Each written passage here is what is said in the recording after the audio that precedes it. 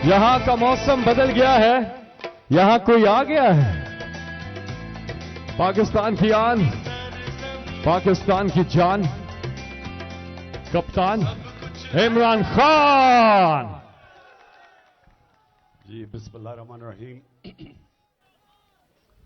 पहले तो फैसल आपको,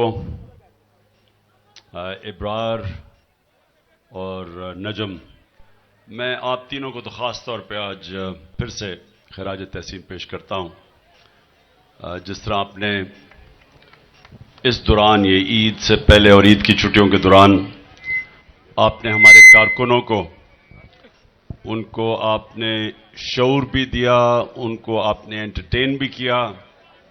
और वो ऐसे कारकुन हैं जो कि किसी और पॉलिटिकल पार्टी के पास इस तरह के कारकुन है ही नहीं। मैं अपने ख्वातीन की भी बात कर रहा हूं, और जो हमारे, जो बाहर से, हर जगह से, बल्कि हर सारे पाकिस्तान के हिस्सों से जो कारकुन आते हैं, मैं उनकी भी बात कर रहा हूं।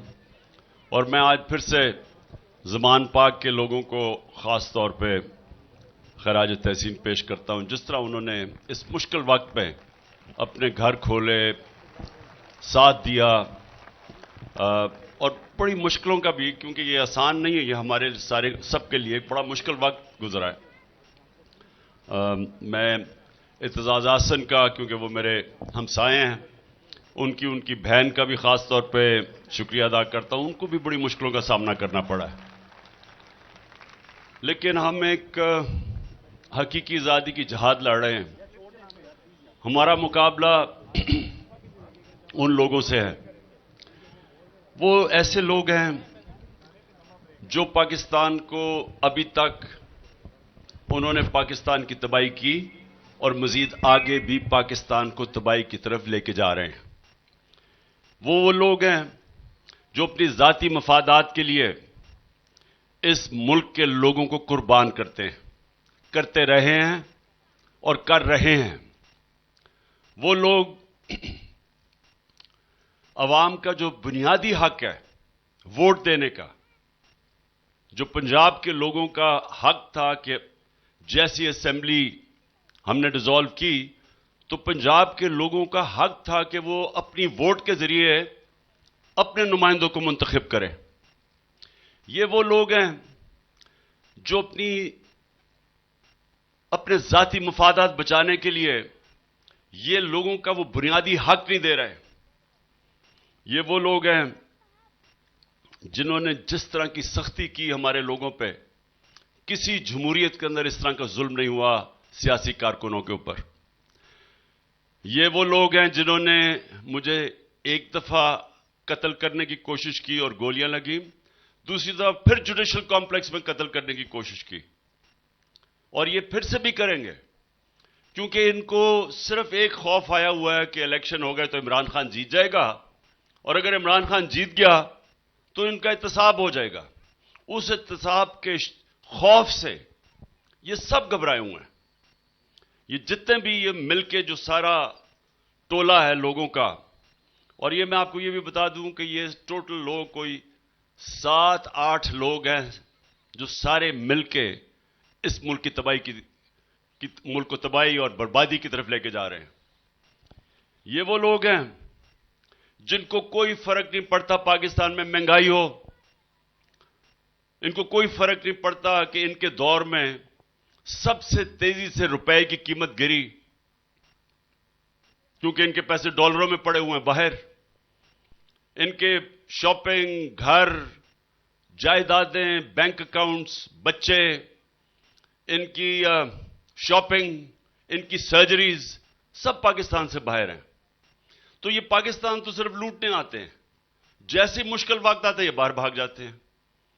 और ये अभी फिर, ये पाकिस्तानियों में सबके सामने कह रहा हूं, ये फिर बाहर भागेंगे। और मैं एक तजवीज देना चाहता हूं, हालांकि सुप्रीम कोर्ट के ऊपर बहुत प्रेशर पड़ा हुआ है। ये कौम, वैसे जो चीफ जस्टिस पाकिस्तान के सुप्रीम कोर्ट, जिस तरह उन्होंने इस माफिया के खिलाफ आइन को अपहोल्ड करने के लिए, आइन के लिए स्टैंड लिया हुआ सारी कौम आज अपने चीफ जस्टिस और सुप्रीम कोर्ट को सलाम पेश कर रही है। क्योंकि ये वो लोग हैं जिन्होंने सिर्फ और सिर्फ इस मुल्क में इलेक्शन नहीं करवा रहे, लोगों का बुनियादी वोट का हक वो नहीं दे रहे, सिर्फ एक वजह से कि कहीं इन्होंने जो इतनी मेहनत से पैसा पहले चोरी किया, उसके बाद मेहनत से दूसरी दफा एनआरओ लिया जनरल बाजवा से, और अब डर रहे हैं कि अगर ये इलेक्शन हार गए तो वो एनआरओ ना चला जाए। इसलिए ये पाकिस्तान को उस तरफ धकेल रहे हैं। और मैं हैरान हूं उन लोगों का जिनका जीना मरना पाकिस्तान में, जो ताकतवर जगहों पे बैठे हुए हैं, क्या उनको नहीं नजर आ रहा ये मुल्क किधर जा रहा है? कह रहे हैं जी हम बजट के बाद जनाब हम गवर्नमेंट डिसॉल्व करेंगे। मैं सवाल ये पूछता हूं कि बजट में आपने करना क्या है? मुल्क का तो दिवालिया निकाल दिया है, तो बजट में कौन सा आपने कोई जादू करना है कि ये मुल्क इस तबाही से निकलेगा? ये सिर्फ और सिर्फ कोशिश है कि किसी तरह लंबा खींचा जाए और इलेक्शन ना हो। और ये धोखा है, क्योंकि अगर इनको मुल्क की फिक्र है और ये चाहते हैं कि एक ही टाइम पे इलेक्शन हो, तो अनाउंस कर दें, मई के पहले हफ्ते में इलेक्शन अनाउंस कर दें, एक ही वक्त पे इलेक्शन हो जाएगा। लेकिन ये इनकी नीयत नहीं है। इनकी नीयत यह है कि इलेक्शन तब हो जब वही लंदन प्लान के ऊपर पूरा अमल हो, जो श्योरिटीज दी गई थी नवाज शरीफ को कि फिक्र ना करें तहरीक इंसाफ क्रश हो जाएगी, इमरान खान को जेल में डालेंगे या दुनिया से फारग कर देंगे, और फिर वो नवाज शरीफ आएगा यहां इलेक्शन लड़ने के लिए, सारे केसेस भी माफ हो जाएंगे उसके। अभी भी इनके नून लीग के लोग कह रहे हैं जी उसके केसेस माफ कर दो। किस कानून के तहत? उसको सुप्रीम कोर्ट ने कन्विक्ट किया हुआ है। किस कानून, कौन सी शिक है कानून की कि जनाब वो आएगा बात जो झूठ बोल के बाहर भागा हुआ है? ये शहबाज शरीफ ने एफिडेविट दिया हुआ था कि यह इलाज करवाने जा रहा है। इसको भी इस पर डिस्क्वालीफाई करना चाहिए कि झूठा एफिडेविट दिया था, और उसको कि जी वो आएगा बादशाह सलामत तो उसके केसेस माफ हो जाएंगे। ये दूसरी दफा इसके केसेस माफ करवाने की कोशिश कर रहे हैं। पहले हुदाइबा पेपर मिल्स का माफ हुआ था मुशर्रफ के साथ। तो मैं ये तजवीज देता हूं कि अब जब इलेक्शन पे वापस अगर नवाज शरीफ आ जाए तो मुझे भी ईसीएल पे डाल देना और इसको भी ईसीएल पे डाल देना। इलेक्शन के बाद तक ईसीएल पे हमें रखें, जब तक नई गवर्नमेंट नहीं बनती उससे पहले भागने नहीं देना इनको, क्योंकि इनमें से ज्यादातर चूहों ने भागने की कोशिश करनी है, किश्ती से छलांग मारने की कोशिश करनी है। इनको खौफ इलेक्शन से और पाकिस्तान की आवाम से है। तो आज ज़मान पाक के जितने मेरे कारकुन यहां आए हुए हैं, मैं आज फिर आप सबको खुशामदीद कहता हूं।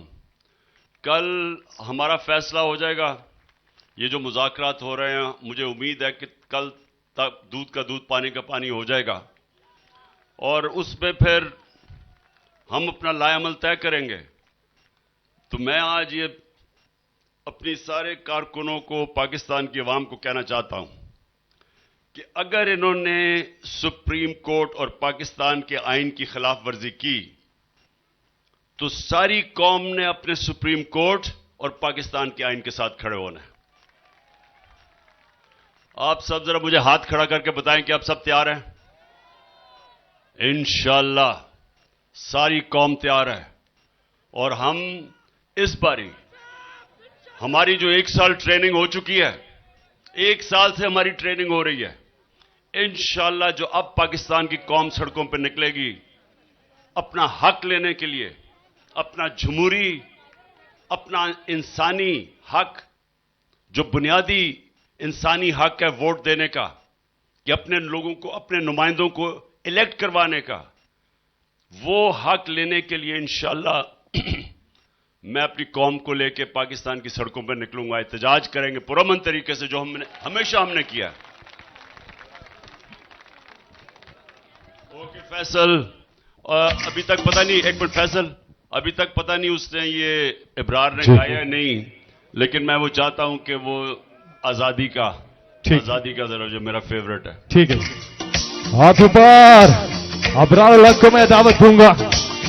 अबरार